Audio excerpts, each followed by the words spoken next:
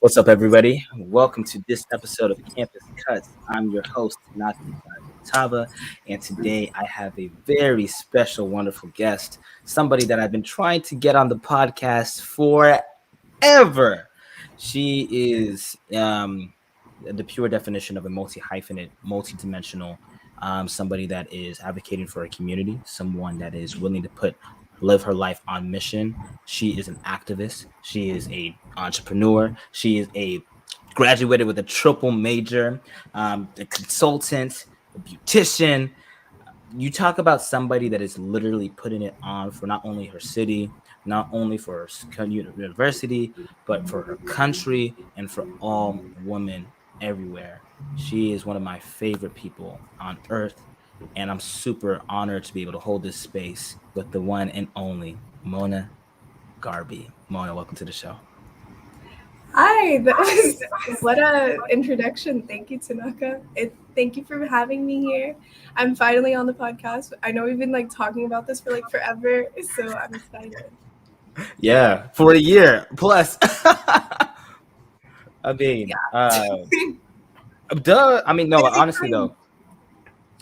though, I'm really, really excited just for you to be on the platform. I love everything that you're doing, and one, I just want to say I'm super proud of you. Super proud of your resilience and your hard work, and of course, yeah, I'm gonna give you that intro because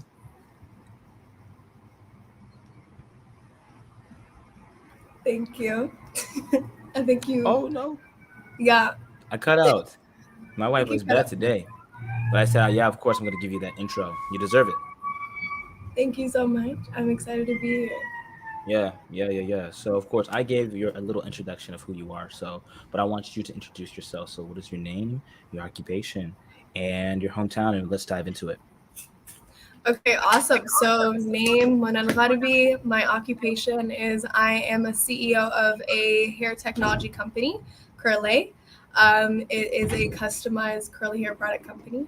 And my city is Dallas, Texas, but I'm originally from Egypt, Alexandria, Egypt. Okay. Well, now we know a little bit about who you are, and what you do. Um, I just want to get for you to dive into your story a little bit of what it was like coming over to America and just getting your footing into, developing into the person that you are today. Yeah, so honestly, my journey is kind of untraditional in the fact that I've always wanted to do a lot more than just one thing. So Yeah. when I was younger, I wanted to be a lawyer first, and then I wanted to be a doctor, and just these are all things that came up because of the way that I was raised as a Arab American, um, and just ethnic parents typically want you to be a doctor or a lawyer or engineer, Engineer. whatever.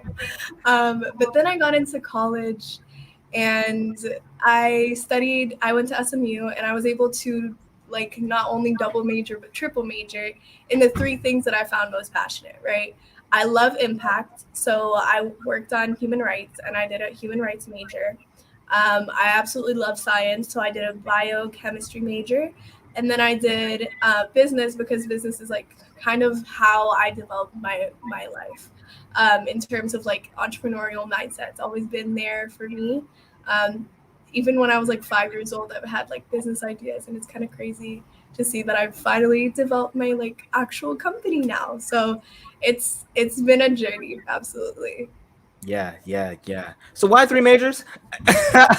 Okay, so it started off like this. I wanted three careers, three I had three passions, right? So I Yeah. wanted to be a doctor. I wanted a nonprofit clinic, so that there comes in the science major and the human rights major. And then I wanted to have a business on the side. Curlé had been a idea since I was in middle school.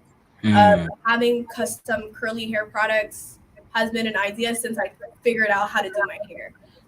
But then going to university, I started realizing that this was a very tangible idea, and it was something that nobody's done. Technology behind specifics of curly hair and making sure products are made custom to these people isn't something that's very common in the natural hair field. So I thought that was the biggest opportunity. So that's kind of what I'm doing full time now. Right, right, right. That's good. And you honestly, if you've had me on your little hair, actually, no, no, no, not little. You've had me on your platform talk about my own hair journey. Clearly, hair's longer now. Wild. And so what? Obviously, for you, that is somebody that is building out a hair company, a cosmetics company. We see the likes of Rihanna, we've seen the likes of Lori Harvey, and many other women of representation, women of color, now putting it be on the forefront. How does that feel in order to feel like, to be seen and heard and validated in this space? It's kind of interesting because I'm one in the tech I'm in cosmetics and I'm also in tech. So I get to Yeah. see both sides, right? So in cosmetics, we are starting to see like a representation of black and brown women of color. And it's absolutely beautiful and I absolutely love it. Actually, like the majority of people that are starting businesses are women of color now. And I absolutely am for it. But then you see the tech side of things and you're like, wait, like this is weird. No. um, like I kind of like that side more. Can we like get the tech side to be more representative? And we're working on it, but it's different. It's weird. Yeah, yeah, yeah.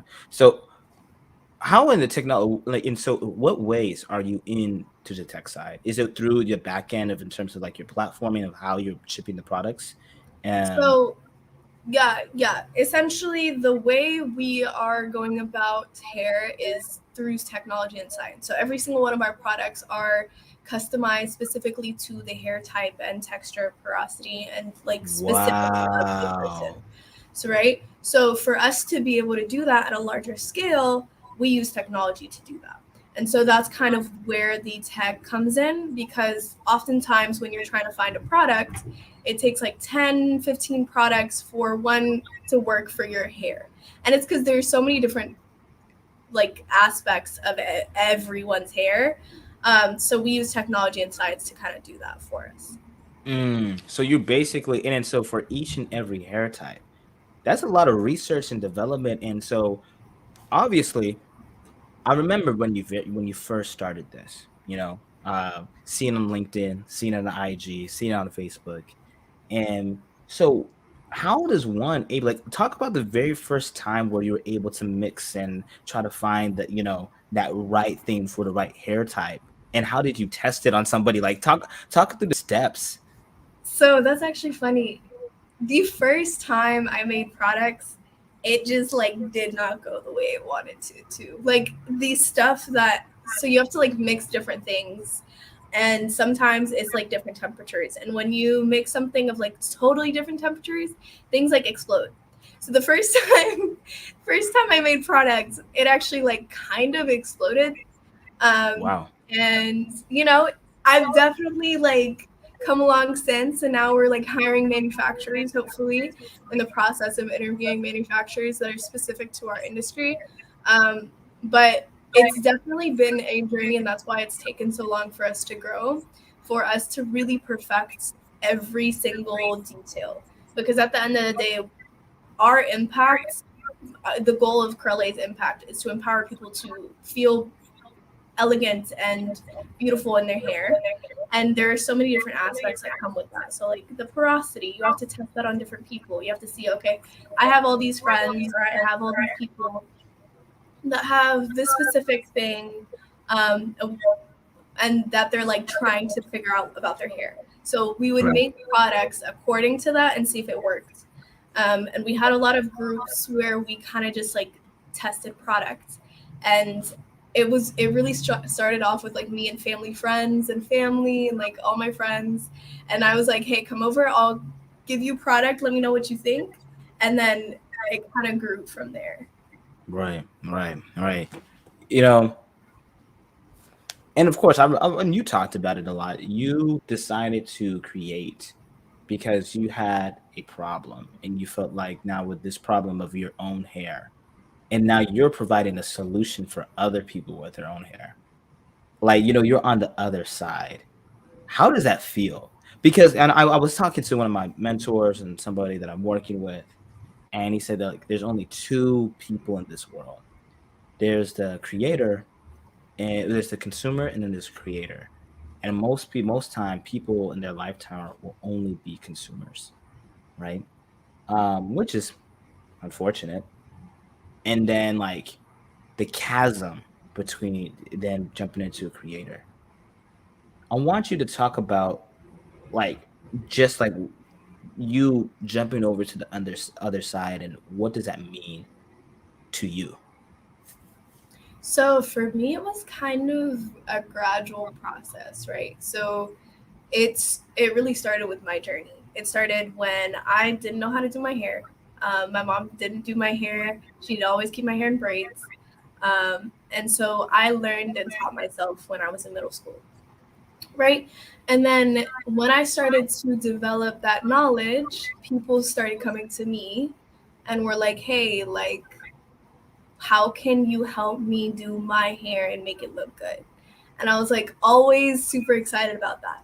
And so that's kind of where it started from. It was like, okay, how can I make people products, or like how can I ensure that people find the products that work for them? And that was my idea in middle school.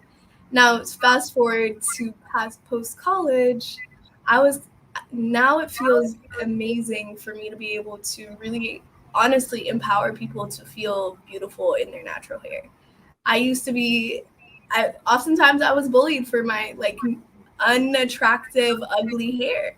And now I'm like teaching people to do their hair and like teaching people different ways that they can feel beautiful in their natural. And I think it's like what keeps me going, even when things aren't going well with the company. It really is like my driving factor. It's like the craziest feeling. Yeah, that's good. That is so good. And I mean, for anybody out there who has a dream or has a vision of being able to start your own thing, remember it only takes one step, and like it's a baby steps, and then hopefully these baby steps will, like, the compounding effect will continue to, come out there, and it will come. And so did you ever, like, has there been any sort of um frustration of not being where you want to be, and how do you handle that? Yep. So I work in a incubator, and I was actually just talking to some of my like friends that are also owners of companies about the journey of entrepreneurship and how it is so glorified, but actually kind of like not that at all, like at all. Yeah. Honestly, you at the point that you aren't already a VC, already getting investors, already getting these things, or if you're trying to build it with like non-dilutive funding, it's the ghetto until it's not, right? Like it's like really you're in the trenches, working, bootstrapping, trying to get it done, like literally talking to as many people as you can. And sometimes like business doesn't go the way you wanted it. It takes so much longer than you think it's It's gonna. longer. Like, but like what keeps me going really is like me knowing that there are corporations out there that are trying to do like trying to offer products, but they're not doing it with the intentions and the impact that I'm trying to do it. And Mm, okay. I'm trying to make a difference and make people actually feel confident with like really good products that are good for them inside, outside, like everything. And like there's nobody I'm convinced that like everyone who's an entrepreneur is passionate about what they're doing for the impact they're doing. There's no chance that a large corporation can kind of crush them unless they like like really crush them, right? Or like they're really intentional about it.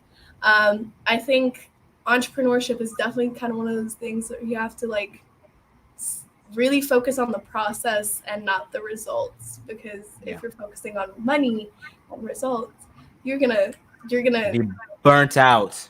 you're gonna burn out. Like that's about it. Yeah, yeah, yeah, man. The process and the results.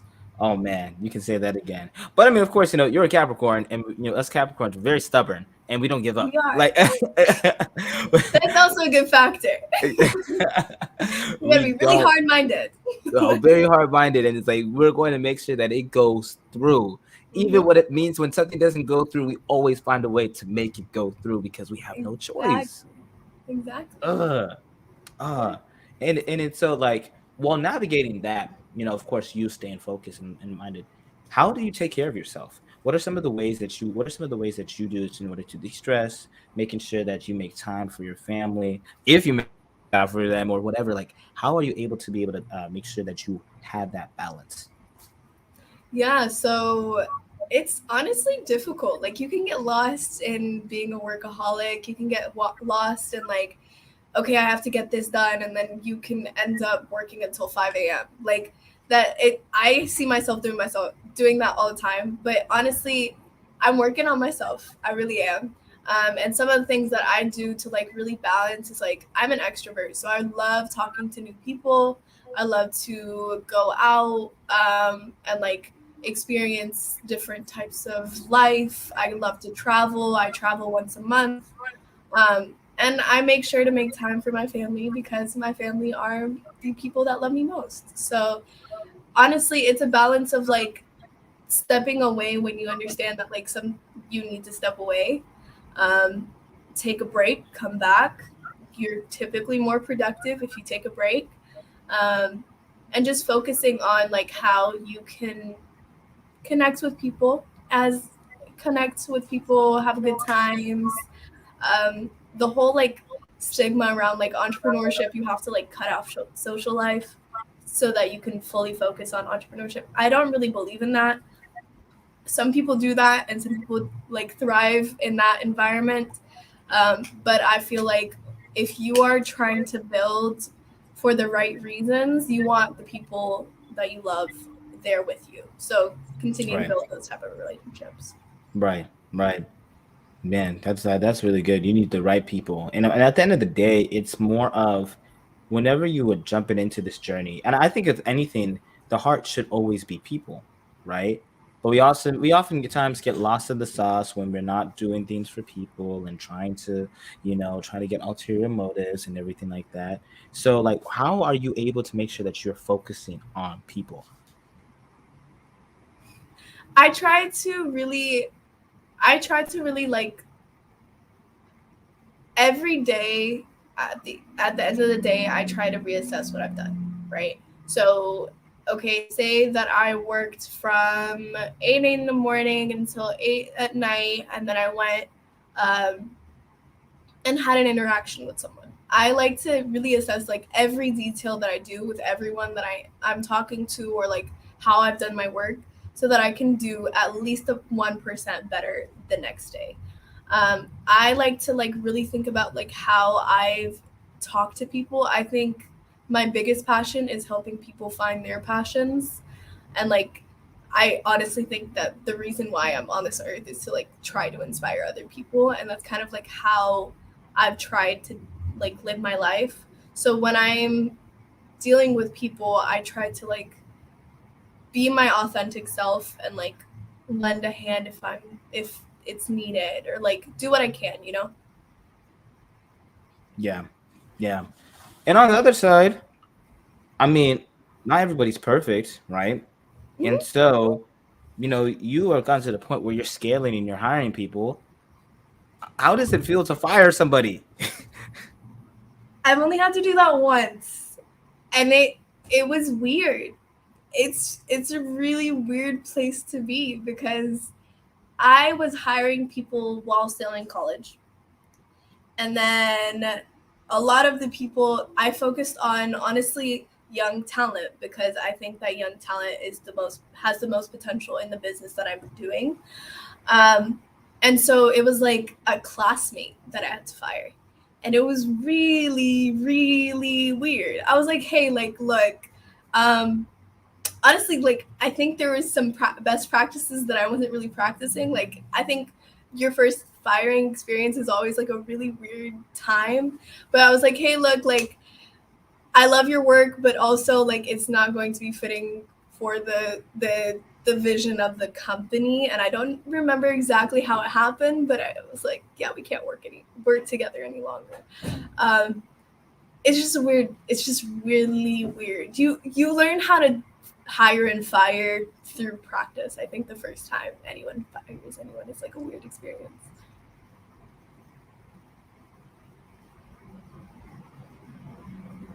It's a good idea. Like because like maybe that one day you might have to like fire them. Of course, there's such a thing as compartmentalization. Like you put things in compartments and whatever.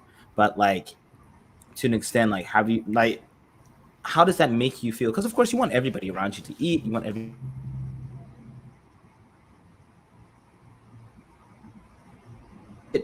should you even hire friends anyway? I think that hiring friend is like a very gray space, right? So like hiring your friends specifically for their work. Like say I know someone who's very very great at interior design, and this is kind of like not my field, but like she's really great at interior design, um, and she happens to be my friend and she's super qualified for the job, then yes. But I don't think that um, mixing friendship and like hiring business people um, typically goes hand in hand unless they're like qualified for the position you're trying to hire for. Because at the end of the day, right, like it's a business, it's not a friend group. And a lot of times friends can create toxic cultures if it doesn't go well, or if it does go well, it could go really well. You just have to go like situation by situation, really.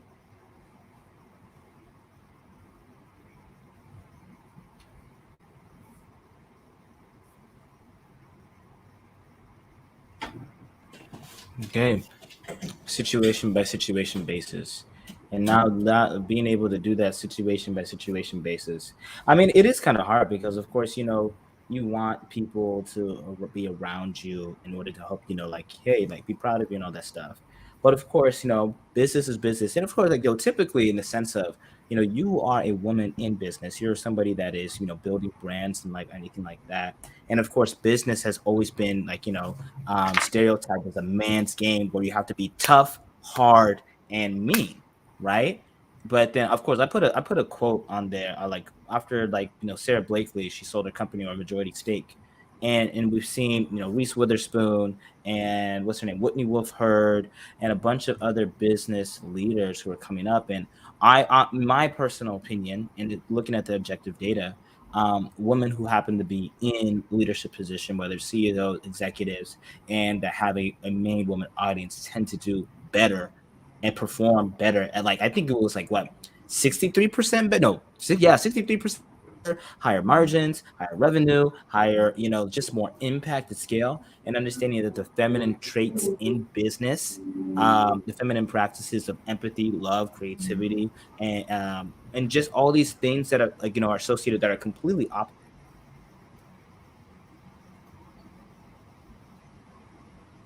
like being a woman in business.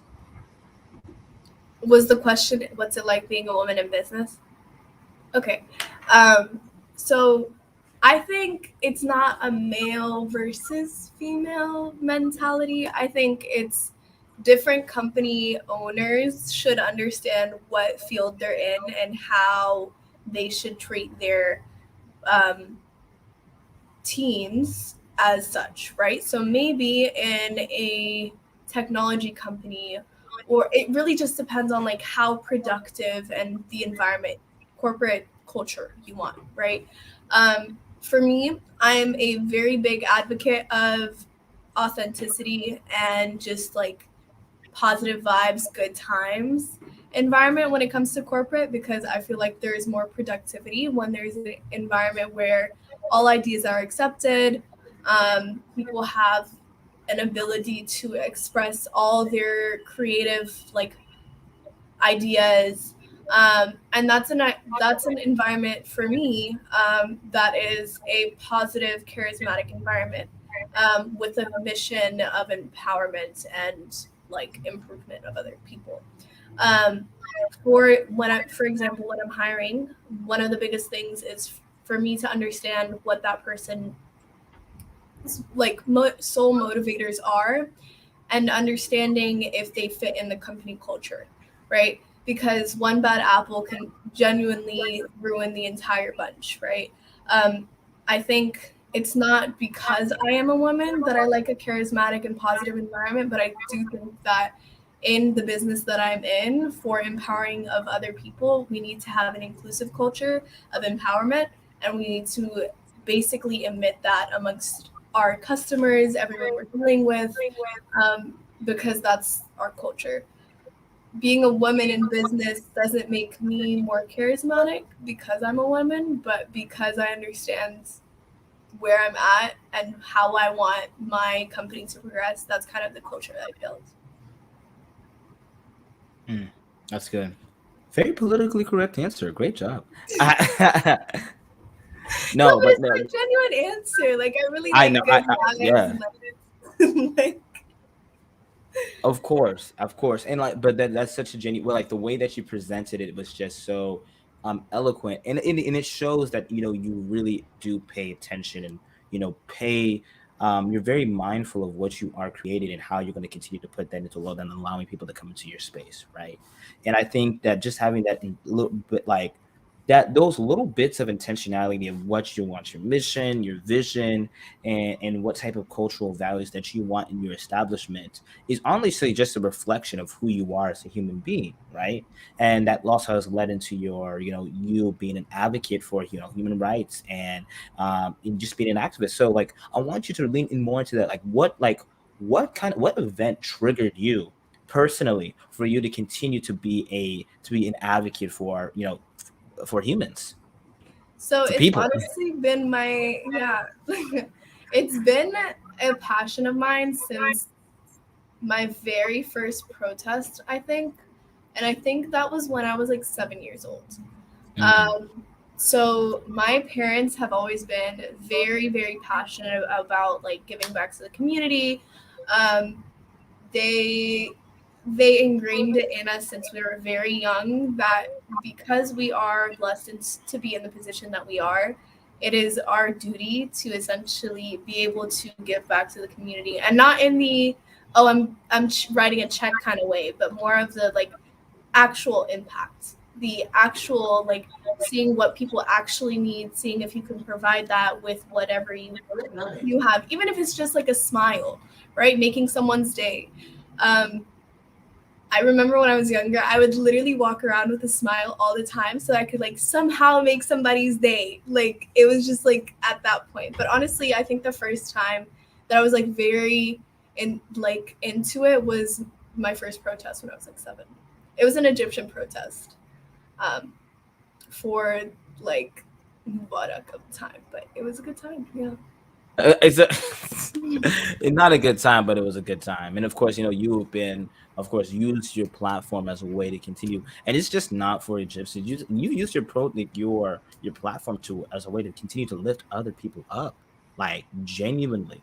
And it's really cool. And then so now, but of course, as you continue to get busier, well, not busier, as your company continues to scale and you continue to be more in the limelight, right? In what ways are you going to continue to generate impacts when you can't be everywhere else at one time? There's only one Mona. I think you can make impact in every moment if you're intentional, right? So, for example, when hiring interns, my biggest thing is how can I teach them? How can they learn? How can they excel? And I think that's one form of impact, keeping like educating people and giving them skill sets that makes them more ready for the workspace or more ready for like conquering the world, really. But then in every business that I'm in, I like to implement a form of impact. So, for example, with Curlé, we're actually interviewing nonprofits now to have partners. We're going to partner with local organizations that really empower young individuals to reach their potential. And that's our goal with our form of impact. So I think for me, intentionality behind everything that I'm doing um, is how I'm being impactful, how the company is going to be impactful. What I'm doing is offering empowerment through natural hair. I think everything I try to do has to have some type of impact in it, or I won't be as motivated to do it. And that's kind of just how I am. Mm, that's good. That is amazing. And now with that, of course, impact brings change. So, and now with that change, what are a couple of things that you would like to see change in the US? You know, especially in a time like this, like what would you like to see change if you could change something? I think I think change requires a top down and bottom up approach. So for the biggest amount of change that I want to see in the U.S. is the increase of compassion towards minorities. Um, I do not, whether that's like all people of color, women, there needs to be a significant reparation behind all of the damage that has done in the since the founding of the country, right? Um, Yeah. but that requires a top down and bottom up approach. So, for example, I can bring up like the hmm, I can bring up like the current crisis at the border, right? Um, Laws need to be passed so that inhumanities are not like allowed, right? I think a lot of human rights violations occur because of the ease of access of laws, because of laws, right? Yeah. Um, so there needs to be more compassion on that end, and then there needs to be more of a voice from the the for a consistent voice, right? Like we've had more people come out for the Black Lives Matter movement recently. Not recently, but like this past summer. Um, but it kind of died down, right? So there were some sorts of things that came up in terms of reparations, but that wasn't enough. Uh, Yeah. I think it's a consistent journey, though. Like, there's no one size fits all for any of the issues. You can't just be like, okay, women no longer have abortion rights. Um, and yeah, like there are just so many issues that like honestly an overall increase of compassion and just like human rights, like upholding to human rights, that's honestly like all we need. But we need Yeah. people to do that. So top on better than Yeah, top down bottom approach. Man, like and so it's a and of lot. course I know. And of course you thinking about impact all the time. How are you taking care of your mental health? Like, you know, in terms of like you want to do something and you are doing things, but of course, you know, there's the other side where it's like, you know, there's the side of the back of our head, it's like, oh, am I doing enough? Am I doing enough? Am I You can always do more. Yeah. you're always aware, right? Super aware. Like, how do you make sure that you ground yourself, especially with being somebody that is so passionate with what you do? I think for me it's um like educating people around me so that if I'm not doing the activism, if I'm not doing the impact, some people around me will feel inclined to do it. Um, in that way, I think I'm cutting out. Um, Yeah, I can hear. I but can hear. okay, okay. So I think it's that. And then also just understanding that I'm one person. Yes, I can do a lot of impacts. And yes, I will continue to try to do as much impact as I can. But I'm not going to change the entire world. And that's okay. Like, Yeah, as long as I make one person feel better about their day, or if, as long as I can show up for a protest, or as long as I can educate someone else, that's an accomplishment that wouldn't have been there without me. Um, and so that's kind of like how I keep myself from being like, oh, I haven't done that much.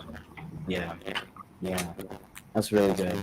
So, and I think that's really good to understand that you know like you come to the understanding that you can't change the world, but I can change the world around me. Yes, I love it. Yeah, That's it. yeah, yeah. So I know, of course, you are very, very busy, and I want to continue to be mindful of your time. So these are the last questions that I usually ask, right, for my podcast guest. So my first question is, what are three things that you would tell to 18-year-old Mona? I would tell her that it's okay not to know where you're going in life.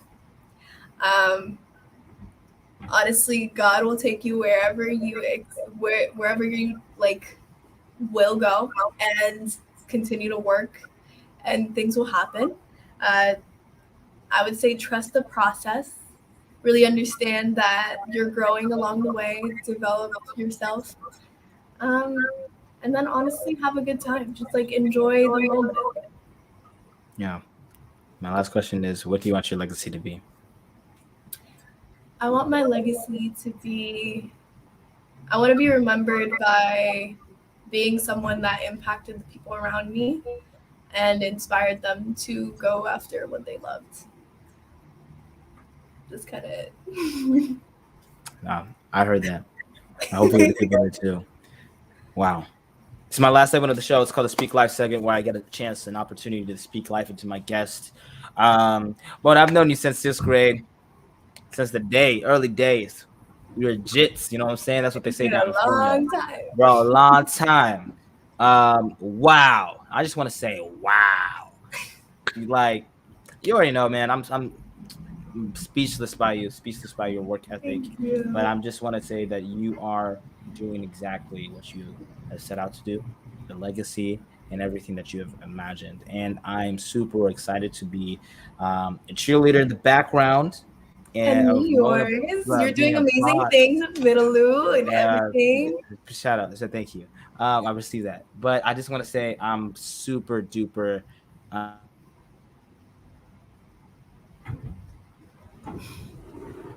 just like when I think about it, I just become speechless. And just know that I'm inspired by you daily and inspired by the vision that you continue to create for yourself and what you're doing. And it's such an honor just to be able to hold a space physically The honor is mine. your life. Yeah, so um that's what I gotta say. You're a badass. Anyway, Thank you. And you are um too. We're really thank about you. to change the world. The world is not ready. Moral's not ready. That's crazy. But not ready. But of course, now where can the people find you and follow you and your stuff? Hit them with the So they can follow Curlé Beauty at all platforms, or Curly Haired Chic on all platforms. So that's curly haired CHIC, and then Curly Beauty is curl with an E at the end, beauty. And that's it. okay. That's it. All right, everybody. Hope you enjoyed the show, and we are